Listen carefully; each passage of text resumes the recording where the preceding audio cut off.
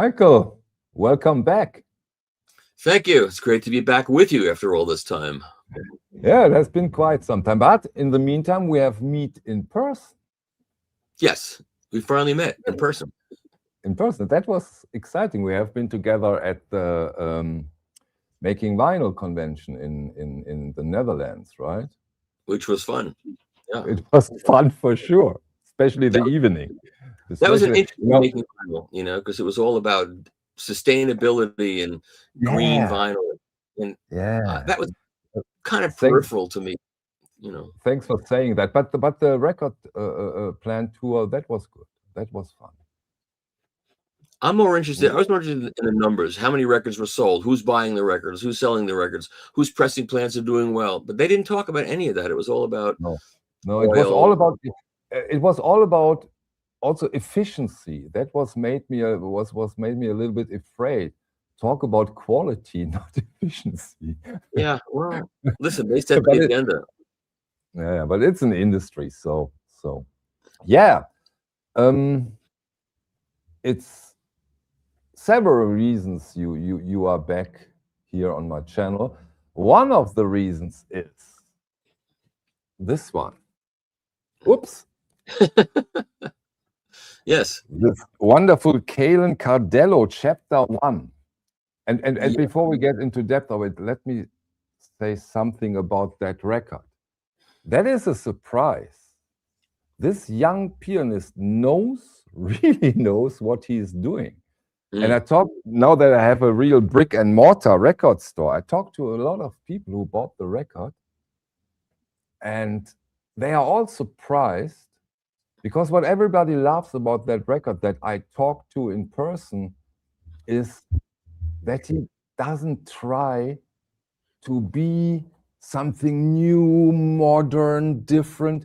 He's just plain going for it. And it's a wonderful jazz album. And he don't care, is that modern enough? Is that whatever? And that's what we all like so much about that record. Yeah. And that's why the final track is called, what's the final track called? Music for the People? The final track is called Music for the People. Yeah, exactly. Yeah. That's what, he made a record that it's so much fun to listen to that record. It's so exciting. The drummer is the drummer, he's like Art Blakey on steroids. I mean, he is so intense. It's a power trio. Anybody that loves, hard rock power, Cream or hard rock records would like that record. It's not, you don't have to disentangle it. You don't have to know inversions. You don't have to know all of the musical theories of jazz to appreciate that record. It's just a straightforward, fun record, and straightforward puts it very well. Yeah. But Michael, what's your part in it? What's your part in that record? Yeah, so of course the first record that we put out, Rufus Reid presents Kalin Cardello. That one was not supposed to be released. I walked in on a performance, and it was so good. It was I didn't know who Kalin Cardello was at that point. I didn't know he'd been in the Herbie Hancock competitions and was considered, a rising young jazz star in New York. I never heard of him. I knew Rufus Reid, of course. And so that happened to have been recorded. I saw that they were recording it. And so when the thing was over, I went over to Rufus Reid and I said, can I, if this comes out sounding good, can I put it out on vinyl? And he said, yeah, pay me. You can do whatever you want with it. So I said, okay. And Kalin was good with it. I said, listen, man, we'll make you like 500 or I think 1,000 CDs of this, and you can sell them at your gigs. And he was good with that. And then we did all the work to put it out. And I sent the final, it was a digital recording. So I put the final version that I thought I had made sound really good. I made sure it sounded good on my stereo because I was paying for it. And that's all I cared about. It sounded good on my stereo. So I sent the final files to Bob Ludwig. He was about to retire. And I said, Bob, you're about to retire. I've known you for like 30 or 40 years. And I want you to have it. I think this kid's really great. I think he's going places. So I want you to have here are the files.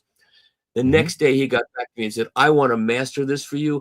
I want my name on this record because I think this kid is gonna go places. I want my name associated.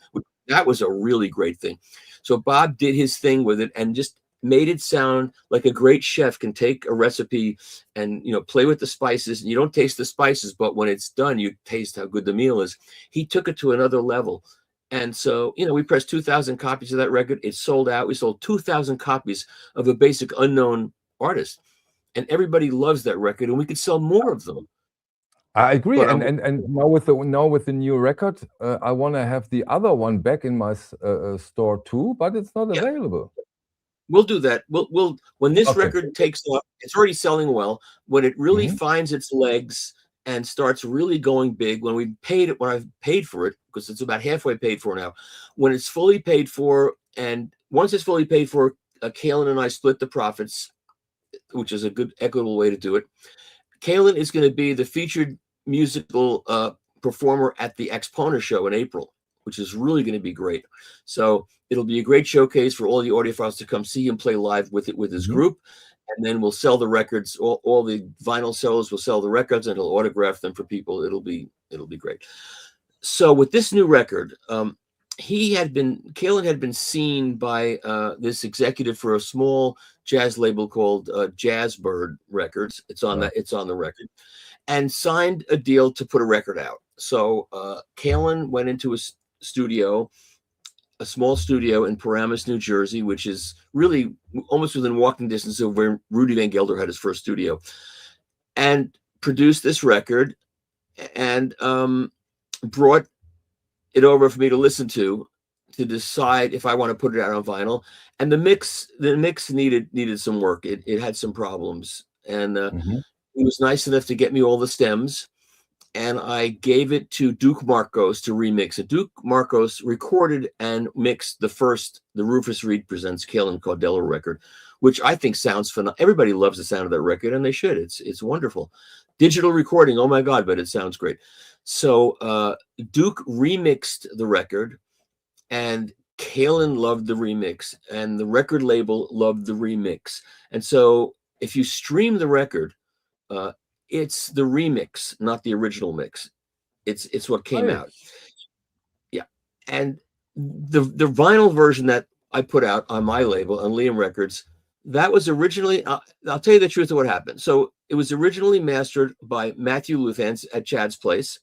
And Matthew's a great mastering engineer and does great work using Doug Sax's old cutting system, which is a vacuum tube based system.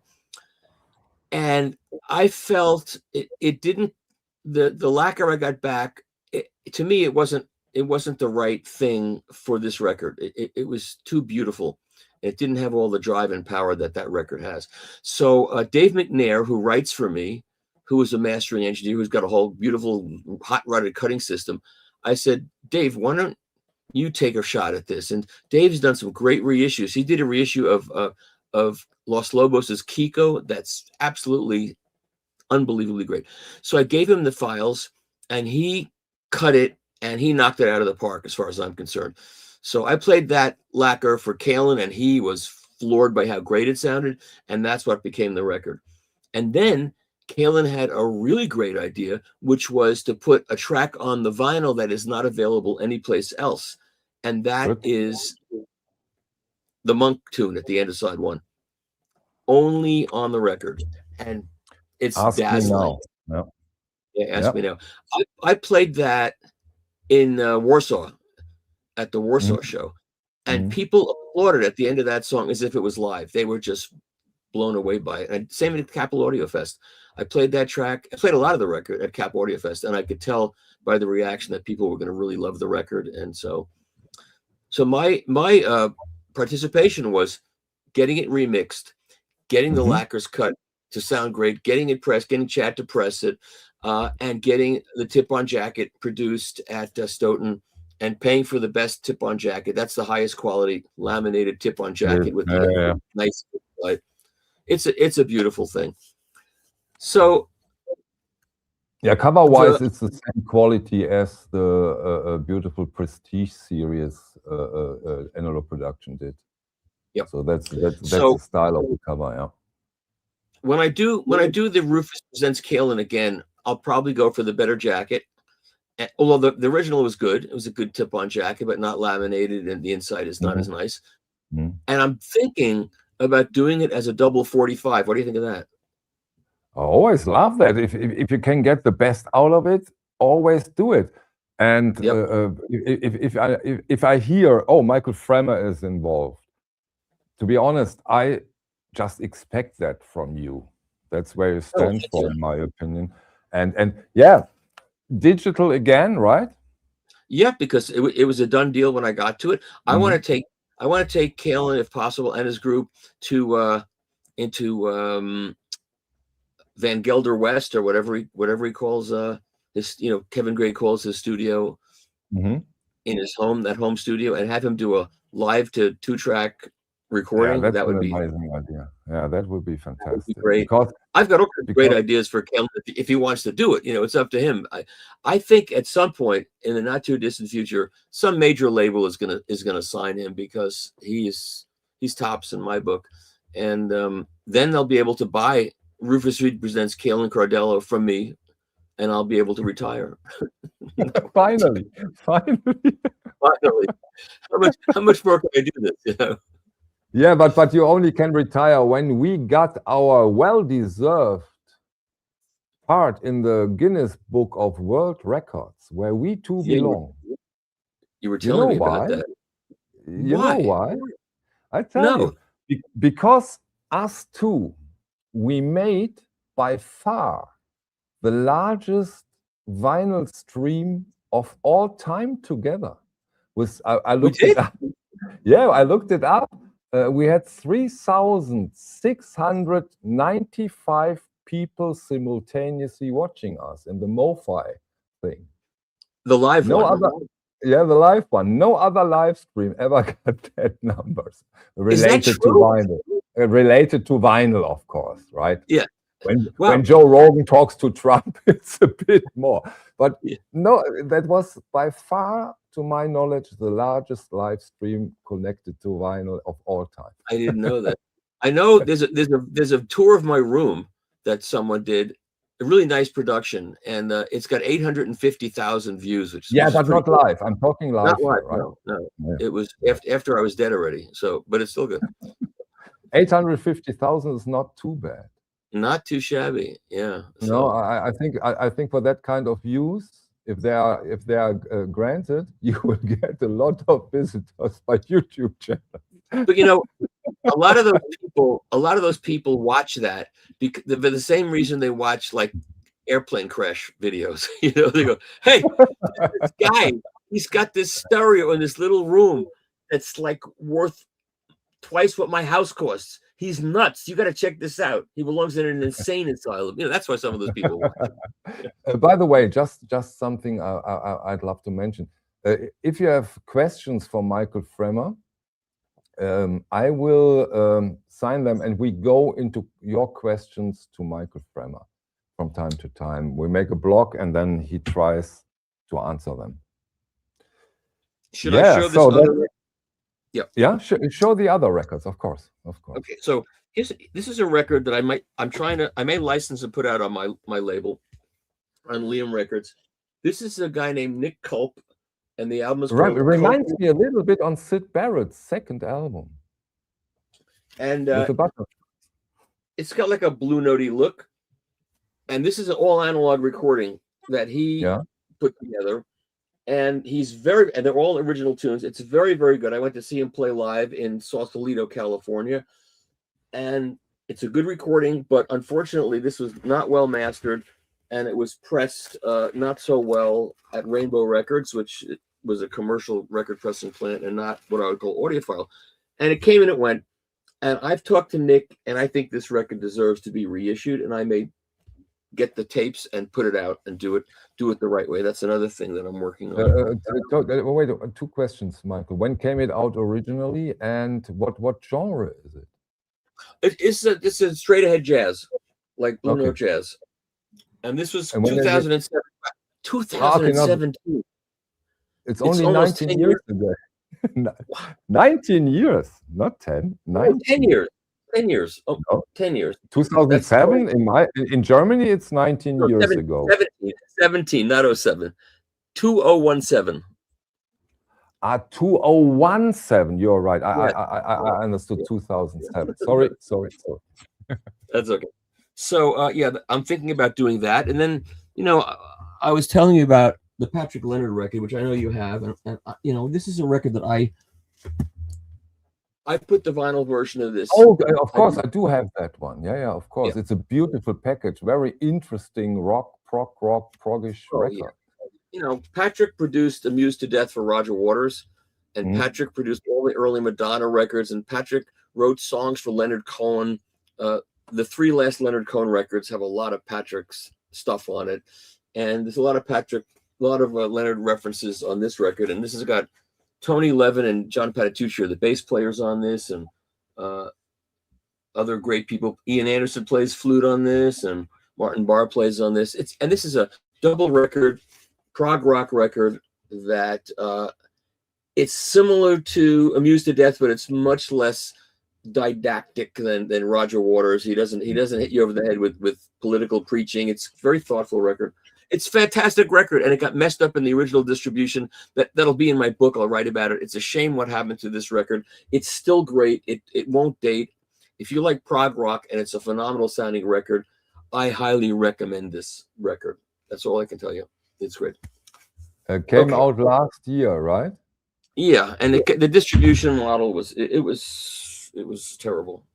But anyway, so now I want to show you this Keith Jarrett record. You know, but yeah, that's a fun thing. But I have to change my camera somehow. You go on, because I have a little technical problem.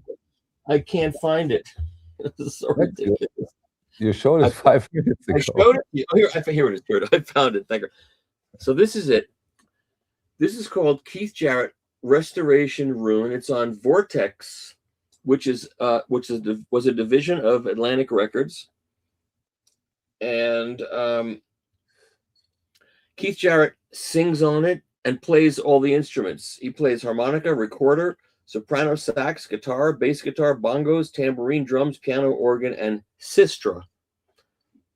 Okay, I can live with all the instruments, but I don't see him as a singer.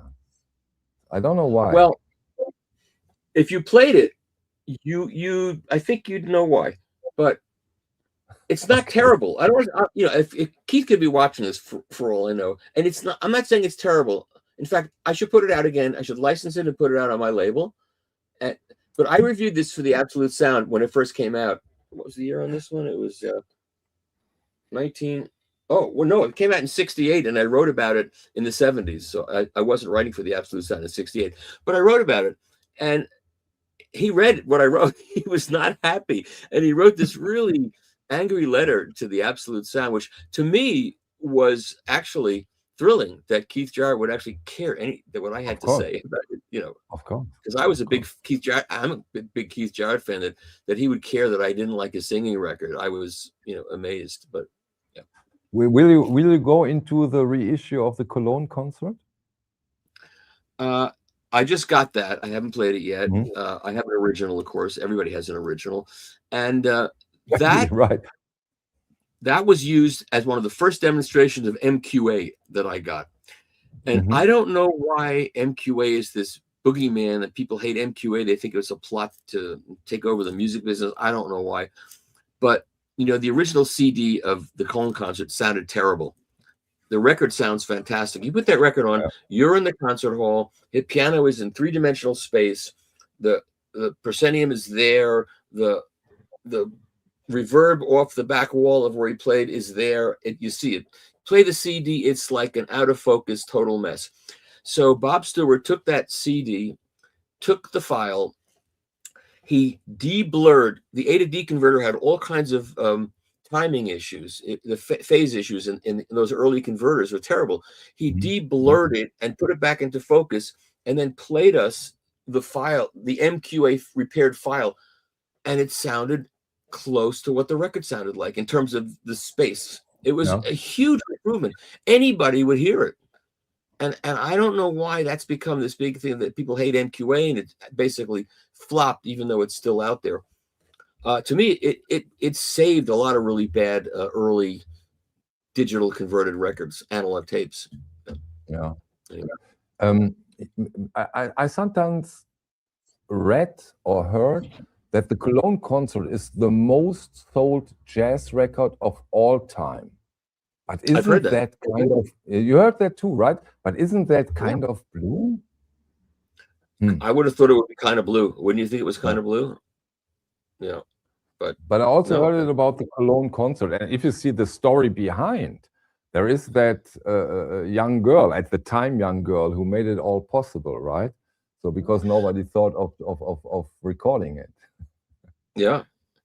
Well, that happens too. You know, it's just like the Kalin record. I'm so glad that when Rufus and Kalin got together, that it was being recorded, because I was not even paying attention to the microphones. And I said to my friend Robin, who imports a brand of cartridges to America, Miyajima Labs, and we went together to this little piano showroom to help our friend out who was the concert promoter.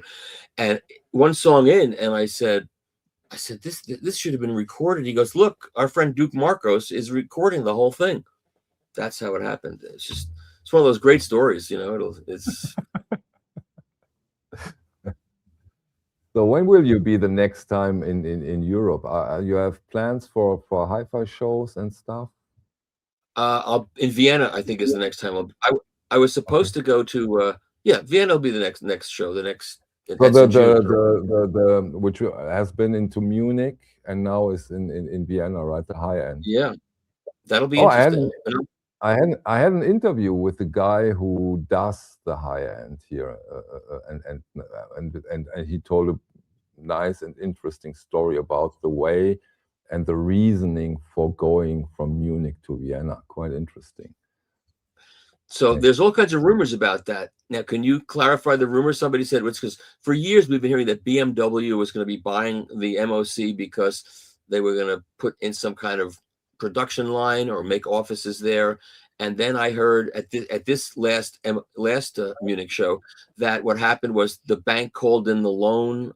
Do you know exactly what happened? What he told in the interview was that, and that goes into the BMW rumor. He didn't mention BMW, but there is a structural change in the organization of the company, the MOC in Munich, and he could not get get definite rates for the upcoming years for the exhibitors. And so they were looking out for other possibilities, for other places to go. And they did a small one in Vienna. And that was amazing. And they said, hey, come on, let's do the big thing in Vienna. And that's how it came to be. So, I mean, for you, when you come from New York, you don't care if it's Vienna or Munich, don't you? I got to really, I used to go to the show in Frankfurt at the Kempinski Hotel when this industry was like good old times. Yeah, that was the 90s. It was like a bunch of guys getting together in hotel rooms.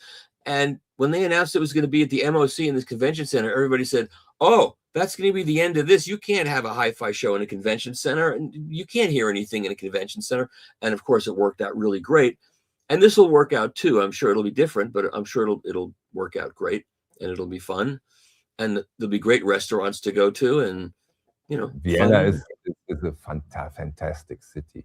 And of course, Super Sense is there. You know, the guy that reinvented Polaroid film and puts out these lacquer. You can buy a lacquer now for like $500 or $400. You can buy a lacquer cut from a tape, and those sound really, really good. Okay. So he'll be there. So when on your day off, you could go to his store, and his store is cool. He's got printing presses there, everything to do with analog. He's got huge Polaroid film. You can take pictures there. You can see the cutting lathes that he's using. It's good.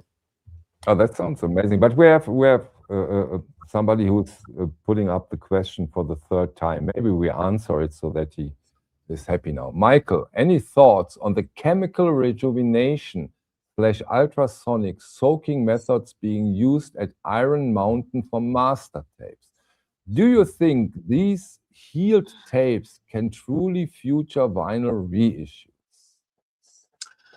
Well, the record that came out from Intervention Records, the Carl Perkins album that came out, and I think the Johnny Cash record that's about to come out, those were salvaged using this process where the tapes had serious issues, and those records that do you have that Carl Perkins record? It's phenomenal. So yeah, this works. This can work. A lot of those, the great irony is, if you have an original pressing in good shape, a lot of those records, if it was well cut to begin with, will sound better than the tapes. The tapes deteriorate. Some of the tapes deteriorate, you know, and the records don't. The Scotch 111 bulletproof. Those tapes sound great, but you know, a lot don't. What conclusion do you put out of it? Make needle drops? I've heard some good needle drops and some bad needle drops. I did a needle drop on my new turntable. I think a needle drop can be pretty amazing, but I did one for Flying Burrito Brothers in Amsterdam. So this friend of mine, John Delgado, who's put out a lot of reissues, a lot of obscure stuff like Tim Hardin and the Byrds and David Crosby, and before they became the Byrds, all this early stuff. Graham Parsons, he's put out a lot of records. He put out this record of the Flying Burrito Brothers in Amsterdam, and the tape was gone, and he wanted to put this out for Record Store Day. So he sent me a clean record. I ultrasonically cleaned it on the KL Audio cleaning machine, and I did a vinyl transfer for him, and just for his own personal use. And he thought it sounded so great that they put it out for Record Store Day on a double record set. And I don't think anybody would know that it was a needle drop. That's how good it came out. So yeah, you know. Michael, on the Prestige series, second time this evening, but the Prestige series has an Hopkins release that is a needle drop. I'm quite sure. Which one? Hopkins? Yeah, there is one. I think there is one. I before I said something wrong, but there is a Hopkins release that is a needle drop. I'm quite sure. Yeah. Sometimes that's all there is. Exactly, and better that than nothing. Question from Daniel here, Mr. Fremer. Since you understand the challenge of owning a label, how has this impacted your ability to review an artist's work? Think it would have a positive impact? Well, when you do it, you realize how difficult it is to do it. You know, it's when a finished product shows up at your door, you have no idea how difficult it was for it to show up. It's just there. You think, oh, so here's a record. Okay, it came out. So when you have to start and do it, and there are all these parts, all these moving parts that you have to be involved in, which is licensing the songs, you know, paying off the licensee, you know, getting the label art, getting the jacket art, you know, writing the liner notes, choosing which jacket you want to do it. It's a lot of work. The legal work is hard. The working with the artist can be difficult. In the cases of the ones I've done, it's been the greatest pleasure to do it because I never did it before, and it's worked out great. You know, when we did the first Kalin record, we said we're going to do this. We're going to spend the money. It was expensive. You know, when Bob Ludwig got involved, we both said to each other, well, Bob wants to do this. Whatever Bob charges, we'll pay it because it's Bob Ludwig. We'll have his name on the record. How can you go wrong with that? And we made money on it. We did very well on that record. We sold out every copy, and we'll sell out more because it's a great record. So far, everything I've gotten involved with as a record mogul has worked out really well because I think Michael, when you know that you see and talk about the whole work, the whole process of doing that kind of things, does it make you a softer, more gentle reviewer when it comes to the records of other people? You know what I mean? Or have you always been careful and not destroying in a way? I try to be careful and I try to be respectful unless there's a reason to not be respectful. For example, there was a record that came out. I wish I could go over and get it, but it's a singer. I reviewed this record. Her name is Lottie Golden, and she came out in 1969.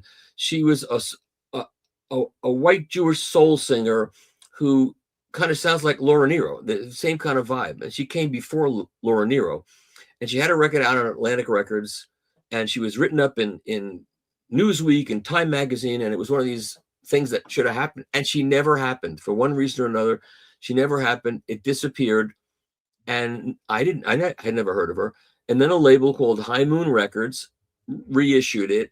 And it was very cool that they did that. They had great liner notes that the whole story got told in the booklet. I got somebody sent me the record, and I played the record, and it didn't sound like an Atlantic record from the late 60s.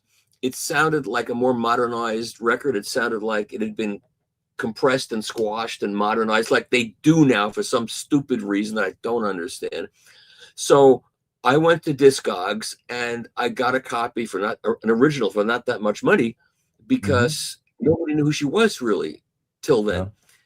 And I got it and I played it, and it was fantastic. Three-dimensional space, dynamics. She sings. It's exciting. Then I put on this reissue and it's compressed, and yeah. So I wrote about that, and I ripped them 3 new exit holes, and I put up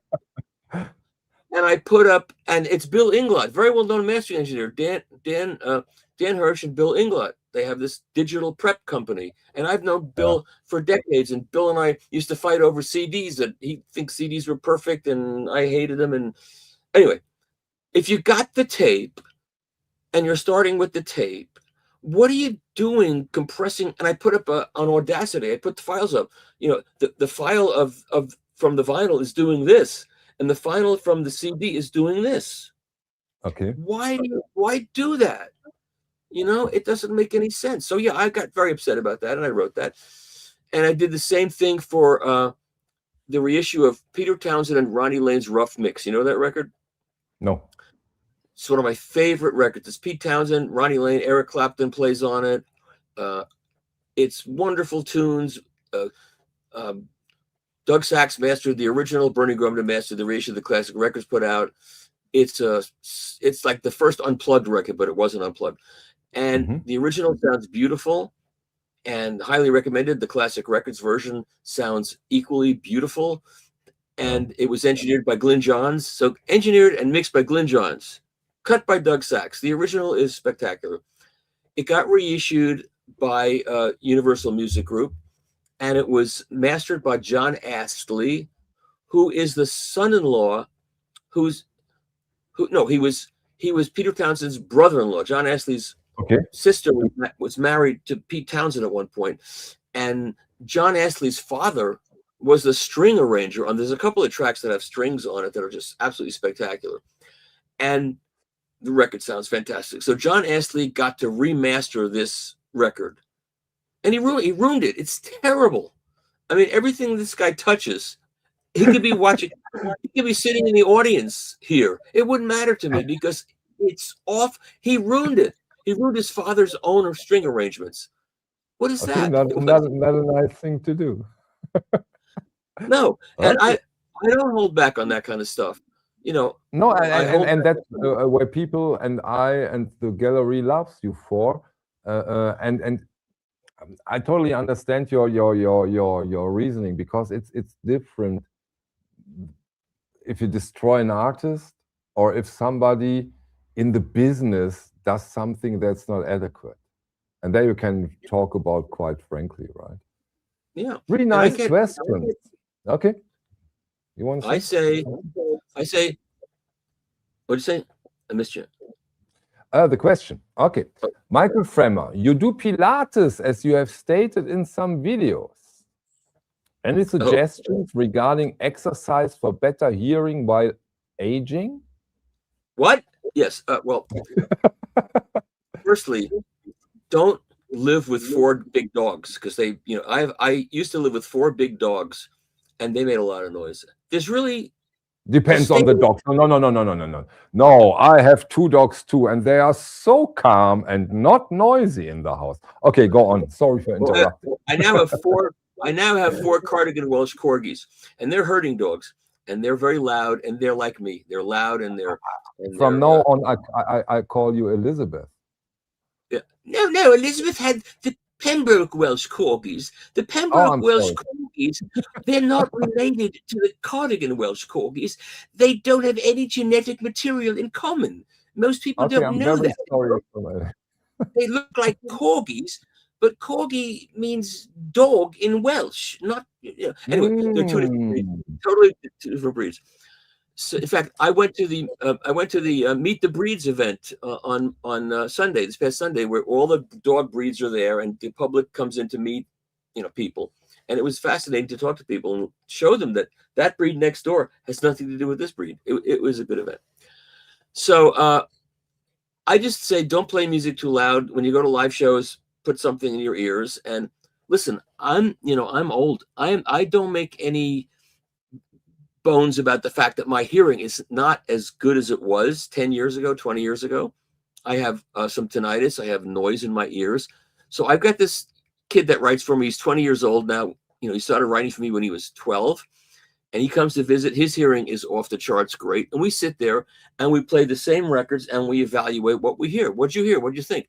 Mm-hmm. So far, I know he's hearing it better than I hear it, but we both hear the same thing. We both come to the same conclusion about the same records, which is that I'm not surprised at all, Michael, because I think listening to music and listening to hi-fi equipment, which you of course also do, has a lot to do with experience. And our brain and our brain fills in gaps. When it comes to hearing, our brain is very capable of filling in gaps by experience. You're exactly, and not only are you exactly right for thinking that, but I've got a white paper that was sent to me by one of my fans that explains this. He explains that over years, as you do something, you listen to music, there's a pathway connected between the mechanism that converts the physical sound into electricity, and it gets to your brain. That pathway is a finely tuned pathway that remains in place even as your physical hearing mechanism begins to deteriorate from age. And he's got proof of that. I'll send you that white paper. It's fascinating. I think it explains to a certain degree why this kid and I hear exactly the same. He's 20 years old now, so we hate each other. He's got. But you hate him more than he does hate you, because you are the older guy. We hate each other. We fight all the time.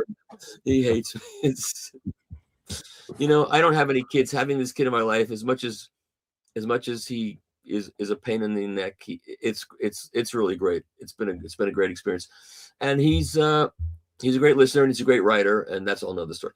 So yeah, I just watch out. I always go to live concerts with stuff in my ears, and I hear as good as I hear. And a great stereo is like a hearing aid. You got to just turn it up. If you can't hear something, turn it up. It's not a problem.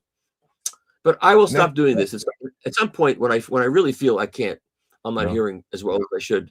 When I review something and 100 people get back to me and say, that is not what that sounds like, what are you listening to? Then I'll stop. Michael, I've met you in person. Luckily, I've met you in person not many months ago, and I saw all your energy. And I'm not exaggerating here. You are very well. You are very well. I don't know where it comes to. Let's see. Michael, with your knowledge of the data that Welly Tools has uncovered regarding stylus to cantilever quality control variants, can we assume a static alignment for our home cartridge stylus as a goal? I know what you're saying, and I will tell you that that J.R. Boyclair, who was the poor guy with a terrible case of OCD, and who runs Wally Tools, who's a great guy. There's going to be right now the way it works is you send him your cartridge, and for $500 he evaluates it and tells you how off the stylus has been inserted into the cantilever, which you cannot see yourself, and he sends you the proper mechanism to correct that, and he'll give you a shim that will let the SRA be set perfectly. Everything is done, azimuth, all of it. You don't need an oscilloscope. All you got to do is get back his report and get the wedge he gives you, and you'll have perfect setup.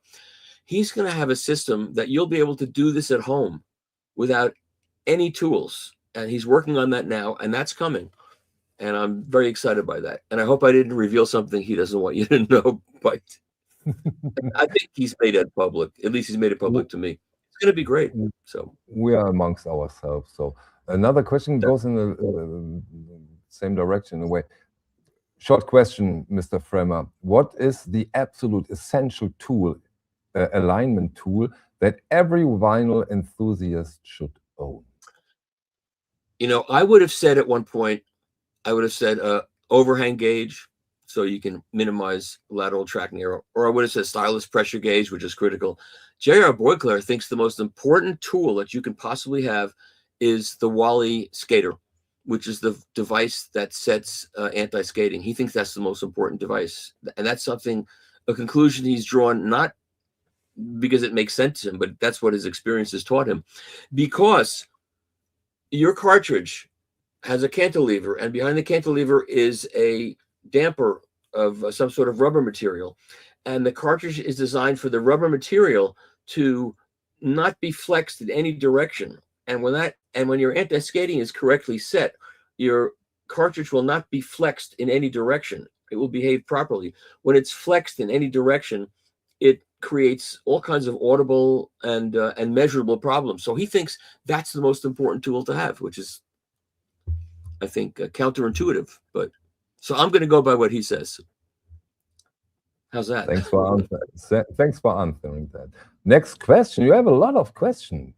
Cool. So now you have your own label. What about reissuing obscure prog psychedelic albums from the late 60s and early 70s? It would be interesting. Yes, I just got a bunch of those. I just got a bunch from this same label, High Moon Records.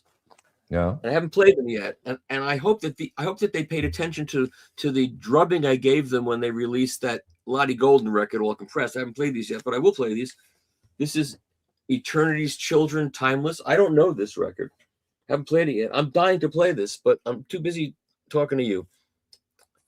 So it's my fault now. Of course. This is produced by Clarence White of the Byrds. And that's one. And then there's this one. The Final Solution. What a great name for a name. Here, all you people in Germany, here it is, The Final Solution. Come on, stop that right now. Okay, well, that's okay, because we're in America, and believe me, I'd rather be living where you live than what I have going on here. All right, look at these guys. You can see what these guys, this look was, it's so perfect. Everybody was growing their hair like that and putting their hands like that and looking like that. And that guy's probably an accountant today if he's still alive. But I want to hear that one. This is a reissue you have over there, or what is it? What yeah, kind these of are reissues from this is okay. This is a 1960s. It says acerbic folk rock, fuzz tinge, garage, and nascent psychedelia from an unknown pioneer of the West Coast underground. So that's one. And then there's this one, Eternity's Children.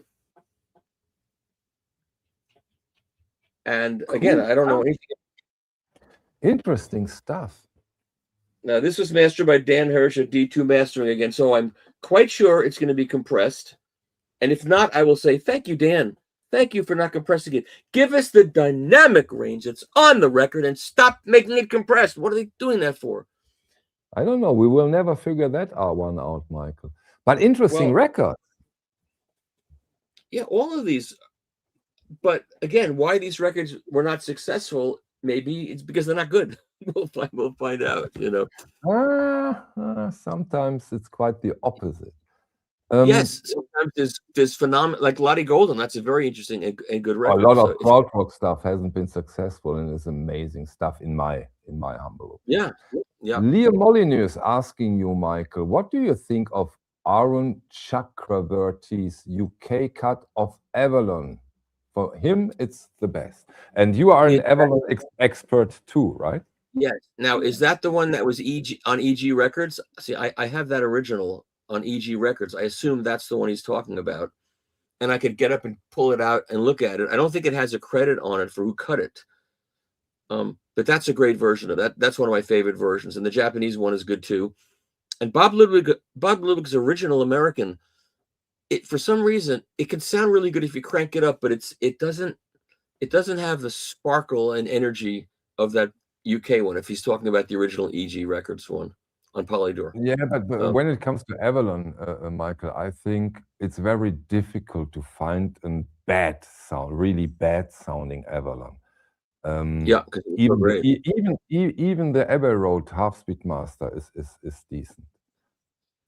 I agree. I think that one actually came out pretty good. I saw the final Roxy Music tour at Madison Square Garden. I think it was like, by now it's 3 or 4 years ago. It was, I paid like $600 a ticket. I bought 2 tickets. I had really great seats. And my wife, who likes Roxy Music, thought I was crazy to spend that kind of money. Well, when it was over, she said, that was worth it. And it was, I thought Andy McKay was going to have a stroke. He blew into that saxophone so hard, his face turned bright red, and it stayed bright red the whole time. But they knocked those songs out of the park. The visuals behind them were phenomenal. Brian Ferry was amazing. A great show. Next question, Michael. Mr. Fremer, has your aversion to digital softened somewhat over the years, considering the developments in the digital field, or are you still die-hard analog without mercy? No, I've gotten much better because the sound has gotten much better. All of it's gotten much better. You know, I wasn't against digital when it first happened until I heard it. Then I was against it. But you know, the whole idea of it made complete sense to me. I bought Ry Cooder's Bop Till You Drop the day it came out. I ran to the record store. I mean, I had all the earlier Ry Cooder records, which all sounded great. And I said, oh, we're going to finally hear a digital recording, and there's going to be no noise. There's going to be all these advantages. And I went to the record store. I went to Licorice Pizza on Wilshire Boulevard, I think it was, or Santa Monica Boulevard. I was living in California, and I bought the record. I took it out of the bag, and I put it on my seat next to me like a cheap date. And I drove home looking at it. And then I put it on my turntable, and it was like, oh. It was like, you know, music has a rhythm to it, and that rhythm brings you up. You know, it puts you in a vibe, and it brings you up, and that's why we love music. And each note was like a pile driver. And by the end of the first song, I felt like I was squashed down in my chair. And by the end of the first side, I felt bad. I mean, I really felt bad. Forget about how it sounded. It sounded wrong, but I felt bad. And that's when I started my crusade against digital. I think the main problem at the time was that the industry and the people, for whatever reason, tried so desperately to embrace that new technology that they made so many mistakes. If I remember correctly, when it comes to the CD player, everybody said, so the CD player, it's digital, and that means that you don't have any differences between every CD player. You only have different comfort and functions. That's the only thing. They all will sound the same. And perfect. And perfect. And of course, perfect. And that was such. And then they, after a couple of 100 years, they detected the jitter. Yeah, the first CD that I ever heard was Roxy Music's Avalon. And I heard that at an AES. So it was the first public presentation of a CD. And I went to this event, and because people said to me, well, the reason why you didn't like Bop Till You Drop was because the lathe didn't like the dynamic range that was on that 3M tape. And it didn't get cut right, and that's why. But you'll hear it when you finally hear a CD, you'll know. So at that point I had that EG version of Roxy Music Avalon. I had the Bob Ludwig. I had a Bulgarian pressing. I had a Japanese pressing. I had many pressings. And I go to the AES, and it wasn't even like a CD player that you could buy. It was this big machine, and Warner Brothers had transferred the analog to this CD, and it had no writing on it, and they played it, and it was worse than you could possibly imagine. It was so bad. I said to the person next to me, this is so good. I didn't know Brian Ferry had a lisp. I could never hear that before. Now I hear that he had a speech defect. It was so bad. And I said to myself, okay, it's bad. People are going to say it's bad, but they'll say, it's a new technology. It's going to take some time to develop. But no, all the engineers around me were like, oh my God, that was so good. I can't believe how great that was. And that's when I said, again, we are screwed. I used a different word than screwed. I said, we are And that's when I went on my second. But Michael, at that situation, have you been aware of what, in lack for better words, in what role you will be now for the next decades? Because in a way you were no, outcast is wrong, right? But in lack for better word, but you know what I mean. Outcast is right. I was outcast. Okay. I wrote an article. I have it. I wrote an article for Music Connection magazine in LA, and it was called Digital. I forget what it was called, but basically said at the top, 10 years from now, you will not be listening to CDs. You will not be listening to digital. You'll be listening to vinyl records. And I'm going to tell you why. And I went into this whole thing, and it was really controversial. And at the top, the publisher and the editor said, the publisher and editor are not responsible for the content of this editorial. It represents the opinion only of the writer. I have that. And yeah. And how was the reaction to that article? What reaction did you get? Wasn't good. It was not good, except for the diehards. I have all the correspondence. There was a magazine called CD World. I forgot what it was. I have it all here. And this guy, I started writing and getting pretty lively out there with my opinion. And he wrote this big editorial about me and about CDs, and it was pretty ugly, and how stupid I was, and blah, blah, blah. And then some years later, he wrote me a letter, and he said, you know, I have to tell you, you were right. I'm now way into vinyl. You were right. Yeah, but not helping 15 years later, right?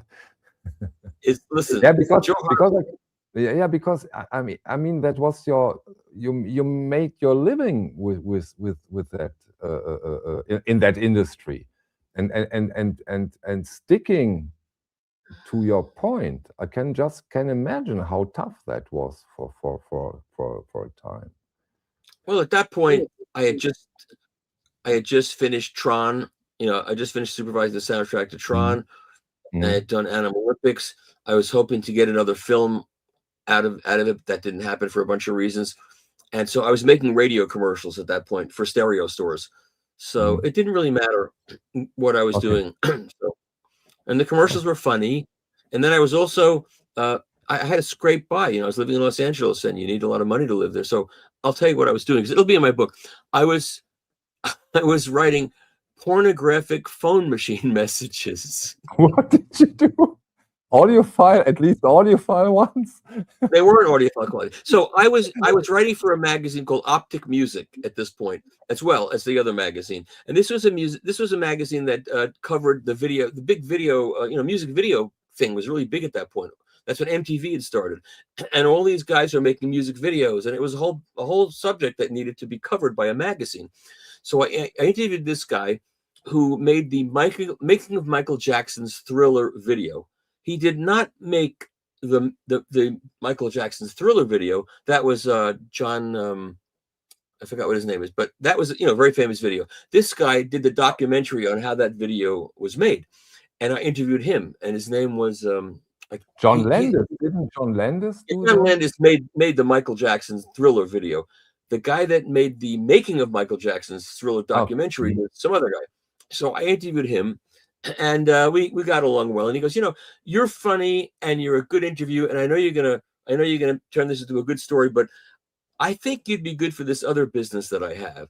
And I have a bank of pornographic phone machines, and so I need like 2-minute scripts, and it's basically people call up, and it starts out like there's lesbian scripts, there's gay men's scripts, there's hetero scripts, there's S&M scripts, whatever you want, you call, and it's a 2-minute video, and at the end of the video there has to be an orgasm, and I'll pay you $50 a piece. You can knock them off, as many as you can knock off. And I said, can my girlfriend do them? Because I was living with this girl. We were both doing stand-up comedy also. And, we could use the money. And they said, yeah, she can do that. If she can write good ones, good. So we started writing these things. And he loved what we wrote. Because the ones I wrote were funny and sexy. And my nom de plume, my fake name was Edgar Allan Penis. It all worked out really good. And so, like, one of them was, I'm not going to get sued for this. One of them was knock on the door. Oh, my pizza is here. Oh, it's the girl talking, oh, you're listening to Led Zeppelin. Oh, oh no, the girl was answering the door. Oh, my pizza is here. I'm listening to Led Zeppelin. Oh, what's that blimp in your pants? Oh, and it went from there. That's how those commercials went. And so Okay. I was making a lot of money doing that. But after 2 weeks of that, my girlfriend and I looked at each other and we said to each other, I never want to have sex with you again. I don't want to have sex with anybody. The thought of having sex is the most disgusting thing I've ever thought of. All of these scripts that we wrote were running through our brains. That's when I said to myself, I have to leave Los Angeles. I must get out. I moved there to work on a movie. I directed Gilda Radner, Billy Crystal, Harry Shearer. I directed them. I wrote the movie that they were in. I was riding high. I supervised Tron. And then 2 years later, I'm writing pornographic phone machine messages. That's how Los Angeles gives you a message. Get out. So I did. Okay, yeah, I understand that totally, but that's life, huh? Yeah. This wasn't the conversation you were expecting, was it? No, it wasn't. But hey, that's all. When we two got together, we always go from there and there and there, and I really do love it. Exactly. But I didn't know that, and probably that was the first time you told that in a live stream, right? I think so. And maybe the last too. I don't know. But as I told you before we started, I'm under a lot of stress now because of something else that's going on that I can't talk about. But that'll resolve itself too, I'm sure. I can imagine. Yeah, it doesn't stop, right? No, we'll stop eventually. One day it stops, but so far, no. So far, so good, You know what? Let's do something a bit silly, but we love it here on the channel. I ask you a question. I know that it's not a good Michael Fremer question because you hate lists, but maybe you still have an answer. If you could choose 3 UHQRs, except Led Zeppelin, let's do it. Okay. Which 3 UHQRs would you like to see? Okay, number one, I actually asked Jeff Jones. You know Jeff Jones? Jeff Jones was running Apple Corps a few years ago. And so when they did it probably was the first Giles Martin, remix. He came to New York and Giles Martin was there, and they played the Dolby Atmos version at the Dolby Theater. And I ran into Jeff in the subway after the event, and I said, you know what? You've done the mono box. It sounds so fantastic. It was a huge success. You should do the stereo box from the original versions, all analog, because the digital box is so mistakes and all, whatever. But if you're not going to do that, why don't you do Sgt. Pepper, bring the tape over to Electric Recording Company. They've got an all-tube system. They've got a wonderful sounding system. Cut the lacquers there. Do it at 45. Do it as a and let license it to Chad Kassem. Do it as a UHQR. Yeah. He hated that idea. He didn't like it at all. No. So that's one that. Pepper. So you would love to see Sgt. Pepper. Yeah, I would like that. Probably. I'm not good. I'm not good at this kind of thing. I need to think about it. I would do Avalon. How about Avalon from the original tape? If it's Avalon, great one. I would like that one. If the tape's so in good shape. One to go. Putting pressure on me. Okay. Yeah, but you're not too bad. I mean, I would do Avalon. Yeah. Unfortunately, this one can't be done. But I would do Another Green World or Taking Tiger Mountain by Strategy by Brian Eno. Either of those would be great, but the tapes are not usable right now. So no. Okay. Those would be good. There's a lot more that would be great. And there's a lot more unknown records that would be great. And maybe I'll get to license some more titles. Who knows? We'll see. Oh, you know what I want to do? I've told Chad. Chad's got the Rhino Warner, the Warner Brothers stuff. I want to do Song Cycle by Van Dyke Parks.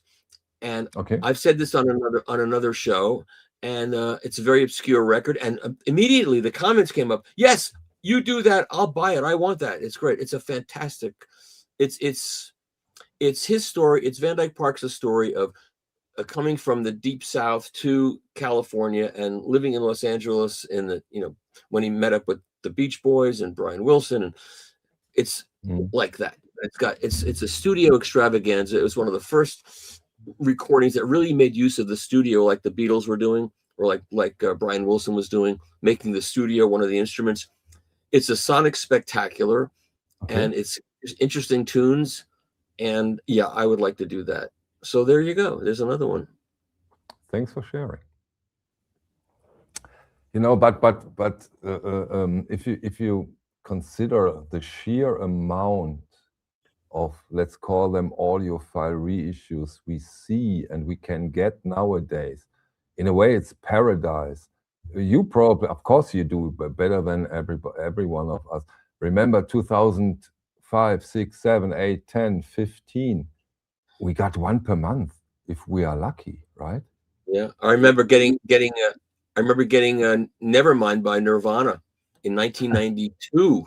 Sub Pop sent me the vinyl of it. It was like, wow. And that was cut, by the way, that was cut from a CD, I believe, that version. And it goes for a fortune because it's the original record people wanted. The reissues that have come out from tape are much better, A UHQR of Sea Changes. That was one of MoFi's greatest releases, as far as I'm concerned. Beck's Sea Change. Sea Change. Yeah. That the MoFi of that was absolutely spectacular. One of their best. So, and what else? Yeah, but whatever they put out enough nowadays, and that's so lovely to have that freedom of choice and getting into it. That's amazing. I have another question for you. You also mentioned that quote tonight. When you talk of an original, define your way of considering a record an original. Oh, that's a tough call. There's so many. It's a tough call. So, to me, an original would be if you have a way of knowing if it's the first lacquer that was cut. If you have a way of knowing that it was the first mother that was pulled from that lacquer being plated, and if it was the first of 10 stampers that were made, so like with all the early EMI records, you can do all of that. With all the Deccas, you can do all of that because of the matrix number, right? Yeah. What you don't know is whether that record was from the very tired stamper or whether it was from a lively stamper. And I don't believe in hot stampers. That's ridiculous. So yeah, so if you have a way of knowing that it was an early, and that doesn't mean it's the best either. There are people that will say the fifth lacquer that was cut of Dark Side of the Moon is the best one. But again, how do you even know whether that's the best one? Because what mother are you talking about? What stamper are you talking about? How old is the stamper? It's very difficult to tell. Yeah, but how? Yeah, okay, that's very, very interesting, and of course, very, very good points. But there's also a German first pressing, a Dutch first pressing, and French first pressing, and UK first pressing. So what I figured out for myself, I call the original the country of origin. Yes. Let's say Kraftwerk, the German first pressing is the original. Right. The American, it's the American first pressing. I think that thing also belongs into the term original or first pressing.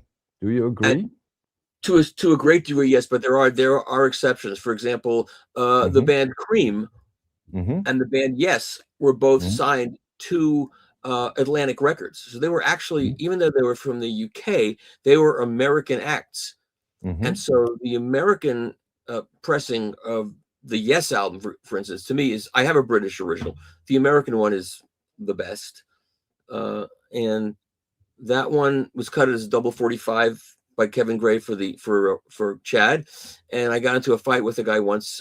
He said, that's better than the original. I said, no, the original, I'm sorry. Kevin didn't do a really great job on that one. It's just, it's limp sounding. So we got into a fight, and then he was going to be at a hi-fi show that I was at. So I said, bring your, and I'll bring mine. And we did. And I played him the original. And about 2 minutes into it, he goes, okay, you win. It wasn't even close. But But yeah, what is the original pressing? I have an original German white album, it's not great. The British original is, to me, the best by far. Okay. And I have some examples where I do like the German first pressing more than the British original. For example, and I have the light blue triangle first pressing of Dark Side of the Moon, but I like the German one more because I'm under the impression at a certain time, early 70s to late 70s, the average hi-fi equipment here in Germany has been quite good. And the guys who are mastering and mixing the records did know that. They knew what is the average hi-fi equipment in our country, the people we make the records for. And so they have an amazing mid-range.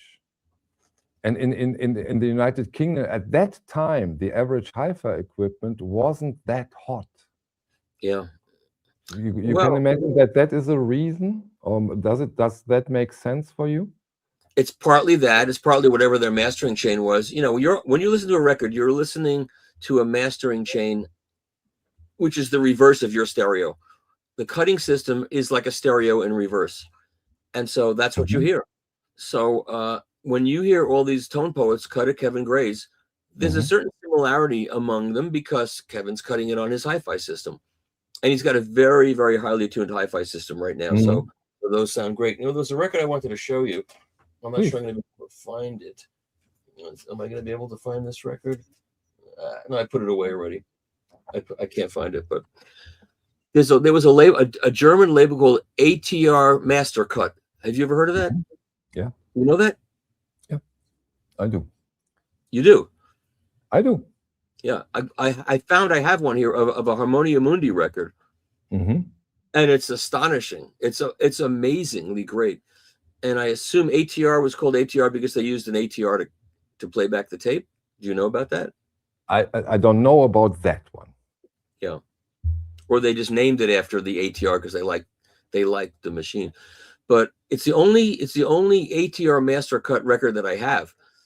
And the cover is like bizarre. It's like someone scribbling on a jacket. But I wrote about it. I just published a review of a phono preamp, and I wrote about that record in it. So here is something from KRWD.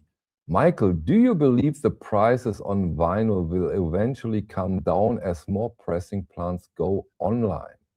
Thanks. No, because the price of what a record costs is not the pressing plants are all pretty much constrained by the same limitations of what it costs them to run their plant, fire up the boilers, buy the pellets, keep the presses running. It's not cheap to do it, and all the shipping costs and getting the jackets done. It's not. But records. If you look at it, when I was buying records in the dark ages, when I bought a Blue Note in 1963, it was $5.98. Regular records were $4.98, and Blue Notes were $5.98, and a lot of the more expensive records were $5.98, and they weren't heavily discounted at that point because Blue Note was a specialty small label. So I bought an original pressing of something else, Cannibal Adderley. I got that here, and a few others, in Art Blakey and Night in Tunisia. I paid $5.98. I remember where I was when I bought it. You just do the math of what $5.98 in 1963 is today. And I guarantee you, it's more expensive than a Tone Poet record is today, and the jacket isn't as nice. Totally, I see here in the vinyl room, I see price stickers of those 70s, 80s records, and if you do the inflation, if you calculate it with the inflation, records are not way more expensive nowadays than for sure not. No, they're not. And imagine, Michael, how many copies they have sold at that time. It was the main media.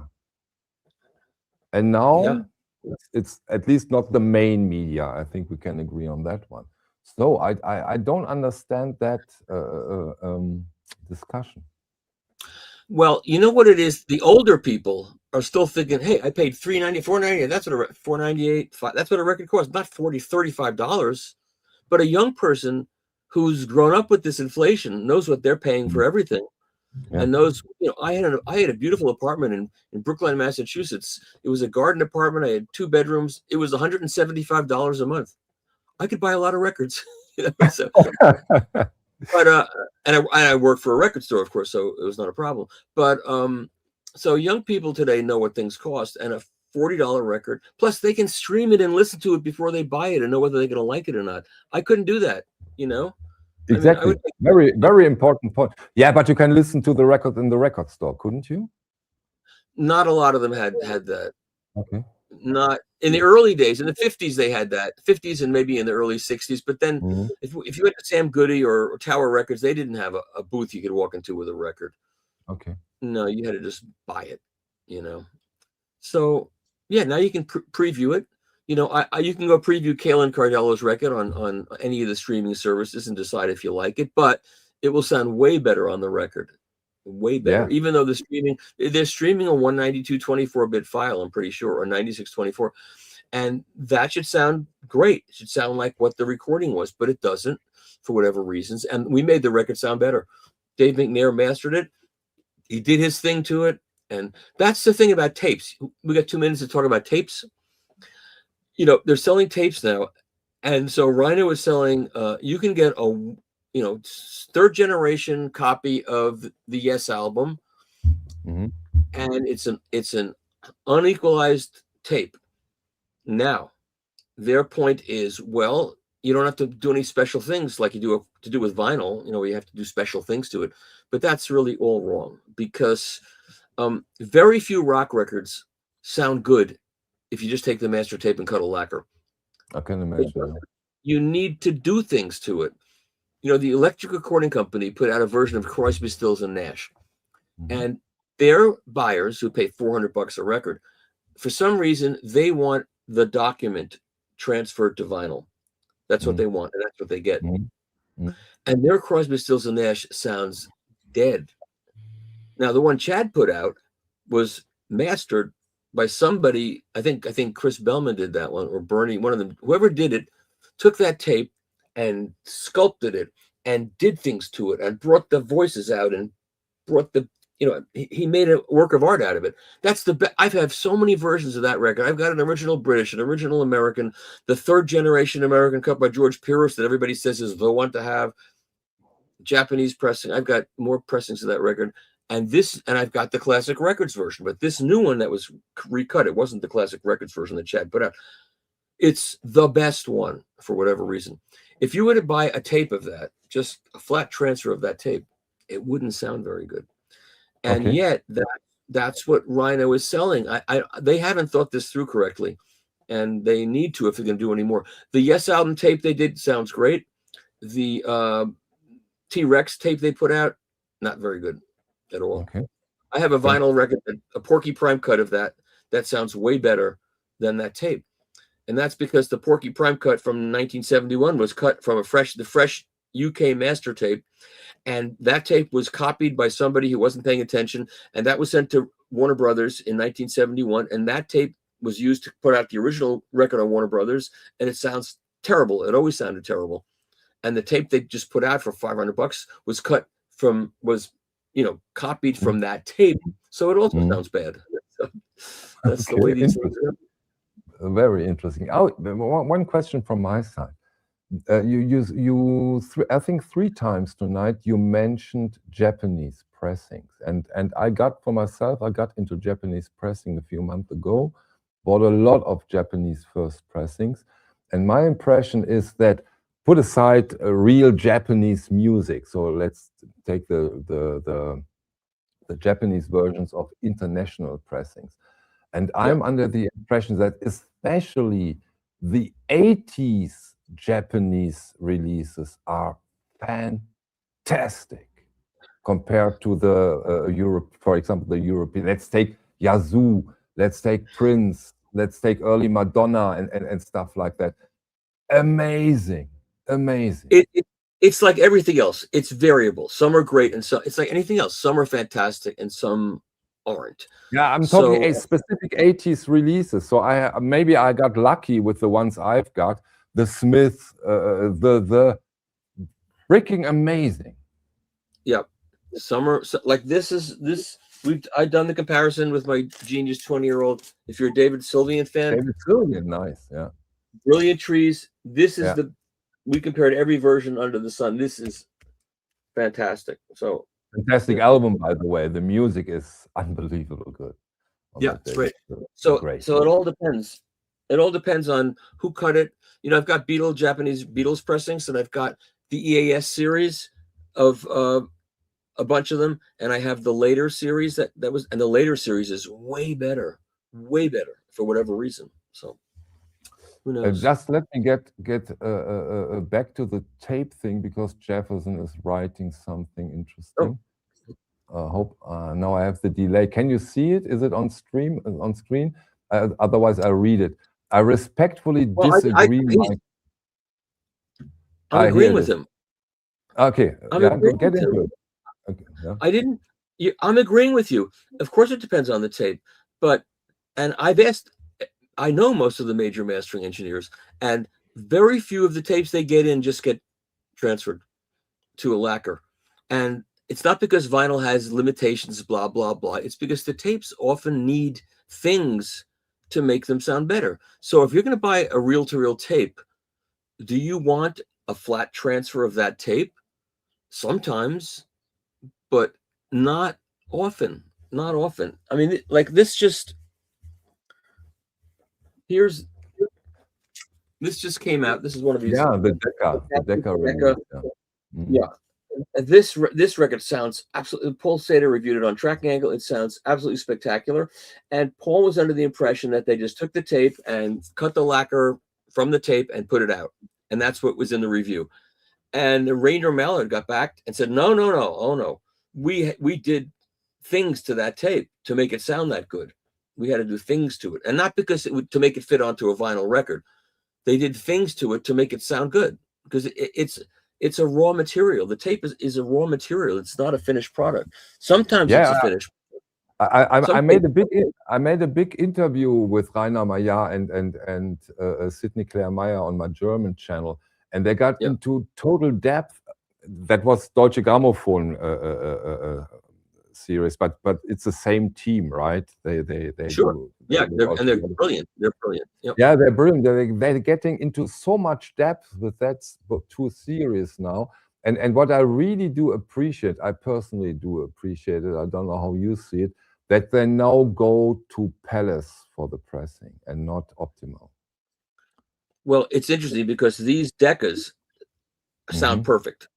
I haven't had too many problems with the Optimal pressings. A lot of the readers have, and they've made it known to the team at Deutsche Grammophon that they, how do you say that correctly? Deutsche Grammophon. Is that better? That was quite good. Come again? Grammophon. Deutsche Grammophon. Okay, sehr gut, sehr gut. Aber dann können wir den Stream ja auch in Deutsch machen. Okay. Speak English. You're an American now. So yeah. So I agreed with that guy that was posting about tapes, but the flat tape transfer is not necessarily, and I don't think Chad does that. When you buy one of Chad's tapes, I don't think he's giving you a flat transfer. I think he's mastering that tape to sound good. Yeah. You know, I remember I had the huge luck to be present when they did the Marley masterings at Abbey Road. Kevin Smith was with us. Chad was there, and some one from Abbey Road Studios. I forgot his name right now. Sorry. And yeah, they were working with it. They were working at it, and forth and back and both. It's work. It's an art form. Yeah, it's an art form. Yeah. And that's why I don't think, like, if you buy if somebody sells you a one off the master of a contemporary records tape, I know that's going to sound terrible, because we know that Roy Dunan put a huge high frequency boost in the recording when he made it. It was like a form of Dolby that he invented. So there's a huge boost of high frequencies in the recording, and then when he would cut the lacquer, he would drop it down so that the response was flat, and then you'd buy the record and it would sound great. If you don't do that, if you want to make a transfer of that and sell a tape of a contemporary record, you have to do that flattening as you make your copy. You'd have to do that. So very interesting. Yeah. Maybe you have an answer to my question. So what is the idea, not the technical idea, that's obvious, but what was Rudy Van Gelder's idea of the recording, of doing the master tape? What's the purpose of a master tape? Not technically, that's obvious, but the sound on it. Rudy, and Joe will tell you this, Rudy wanted to make a great sounding tape. And a lot of those tapes sound great because if you buy the Tone Poet versions, you're getting the tape with very little done to it. They didn't need much. The piano sound on a lot of his records was not very good. A lot of the piano sound is pretty horrendous. Yeah. Some of them were good. And like anybody else, he had good days and bad days. You know, he'd get up and have a bad day, get up and have a good day. He wanted you to hear what's on that tape. But he couldn't put that on a lacquer. He could not cut a lacquer that sounded like that tape because most of the people buying the Blue Notes back in the 50s and 60s were not the wealthiest people in the world. They were not audiophiles. So he had to dynamically compress those recordings. He had to roll off the low bass because the needle would jump out of the groove. And he had to, what he did was he boosted the bass at around 90 hertz. Because if he didn't do that, it would sound limp and, it would sound terrible. That's what the Blue Note sound is. So these people that go, I like Rudy's Blue Note sound. That's those originals. That's not what Rudy wanted. That's why when CDs came out, Rudy Van Gelder was the happiest man in the world when CDs came out because he figured I can now give you too. Or Platwick too, by the way. Yeah, I can give you what's on the tape now. I don't have to do all that nonsense of compressing it. And that's the Rudy Van Gelder sound. But if you like that, hey, whatever you like is what's all, whatever you like. You like that sound, knock yourself out for all I care, Michael, what your plans for the upcoming month? Anything you want to share? The upcoming month? Yes. Okay, so I'm going to the Florida audio show, Flax, next week. Okay. And that will be fun. And I'm going to be playing records in the Acora speaker room. And they always have great speakers and always have a great system. They have like the SAT turntable there with the SAT arm and a nice Lyra cartridge and VAC electronics. And it sounds great. And I'll schlep a big bag of records and play records for people. That's the most fun, and talk about what I'm playing. And then the next weekend, I'm going to a stereo store in Maryland and doing the same thing. And then I'm going to be doing the same thing at their other store in Pennsylvania. And the other store is called Worldwide Stereo. And I think I cut their radio commercials, believe it or not. I've got some of the commercials. It's the craziest thing. I cut radio commercials. How many years ago? How many years ago? In the 80s. In the 80s. Okay. And the story of how I got those gigs is a whole nother thing that'll be in my book, which is an amazing thing. And then Axpona, and Kalin Cardello will be the musical guest at Axpona on Friday night. He will be playing in the big theater, and people are gonna get to hear him play live, and he is incredible. The live performance, he's a phenomenal performer. So you'll see that if you're gonna go to Axpona. So you are being extremely busy. Very busy. I'm very, very busy. And there'll be website news soon, and which will be also very interesting. And yeah, keeping very busy. And I'll be taking a trip to hear some new loudspeakers soon. And will there be room for another stream with us too this year? Yeah, and then of course Chad's got his big vinyl summit coming in October. Yeah. Are you going to that? You going? Yeah, I go to that, but I start having nightmares because I told you of my extreme. I'm so afraid of flying. I told you. Oh, okay. You need some therapy, and listen. I already tried therapy 15 years ago, but it's interesting. You jump over to Düsseldorf, and then I fly with you, and you Oh, I'll hell, hold your hold my hand. Oh my God! Once I was in a flight when it flew over Iceland, it gets really, really bumpy. And I was sitting on this giant wide-bodied plane, and I was sitting all the way on one side, and this woman was sitting all the way on the other side. There were like 5 seats between us, and it started getting bumpy. And they said, "Please return to your seat and don't get up." And she got right up and ran over to sit next to me, and she dug her fingernails into my wrist. I bled from it. And then when I got home, my wife said, "What happened?" "Hey, Dad, where'd that come from?" I said, and I told her. You won't believe what happened to me. You won't, and she didn't. And then she saw the scratch on my back, but she's still your wife, I hope. Yes, and I'd be nowhere without her. I'm telling you, she rescued me from my own stupidity. Thank you so much for being here again. It was great to be with you, Michael. It's a pleasure, and I'm glad the chat brought us together at some point. Yeah, and that was amazing. And we do another stream this year for whatever reason. We don't need a reason in a way, don't we? I'll reenact all my pornographic phone messages. Yeah, okay, exactly. We do a reading. You know what? I threw all the scripts out. It was really stupid. I had all the scripts and I threw them out. I got to the point saying I should have kept them. I should have. Yeah, of course. Nowadays you need them. Yeah, but I didn't. I threw them away, and it's fine.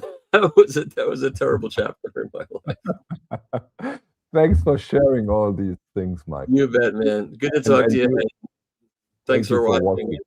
And buy Kalin's record. It's really.